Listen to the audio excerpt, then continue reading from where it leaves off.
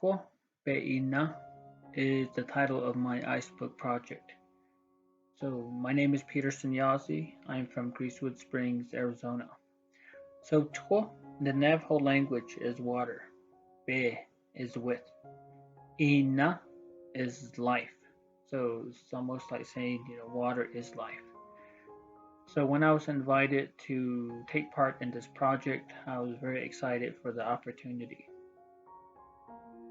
So I appreciate what the project stands for along the lines of water conservation, conserving our natural resources.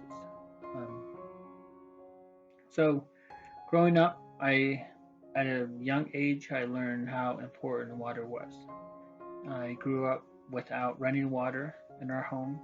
There was no electricity either. So I have fond memories of going to get water with my brother and my dad. So what we would do is we would load up the water pails, the water buckets in the back of a truck, and then we would go with my dad and drive down the road a little ways, and there was a pump water, and then we would, take turns pumping the water by hand, and we would fill up the water pails, the water buckets, and then take that home and then use it. So in a way, we sort of had to conserve, so we couldn't really just waste water, or so I understood that. My brother and I also herd sheep. We would herd sheep during the summertime. Tend to the animals, horses. Even for that, at noon we would chase the sheep, to the pump water, and then again we would, pump water there for them so that the animals could have water too. So and it was one of those things in my area, or at least in my situation, it took a certain amount of effort to get the water. Um, so this project allowed me to revisit that, share some of those ideas, stories with my children, which was wonderful. So I was able to sort of share this experience, this process, this project with my family, which was great. So I basically got a block of ice, I carved it, I shaped it, and then I cut away with a Dremel. I kind of chiseled out the text. Once I decided what I was going to write on there, I, you know, um, used a Dremel, and then they helped me dig it out. And then we took white corn, yellow corn, and blue corn, and we inlaid them into the letterings.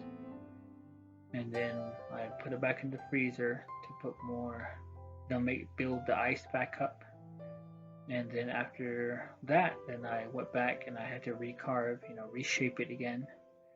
Um, so it was quite a process, but it was also very enjoyable. And the best part of it is, the family, the kids were there with me to sort of watch this progression, which I think was the best part.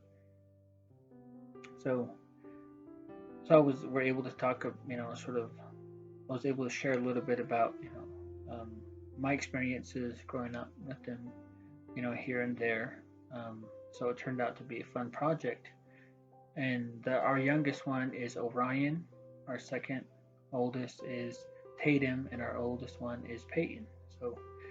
So as we were working on this, the day that we decided to plant it, the weather fluctuated quite a bit.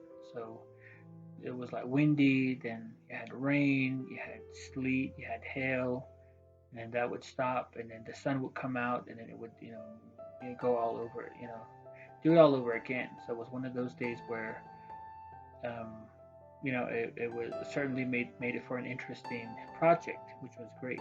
Um, so we have a cornfield, but we also have a garden. And this project, we decided that I was going to put it in the garden.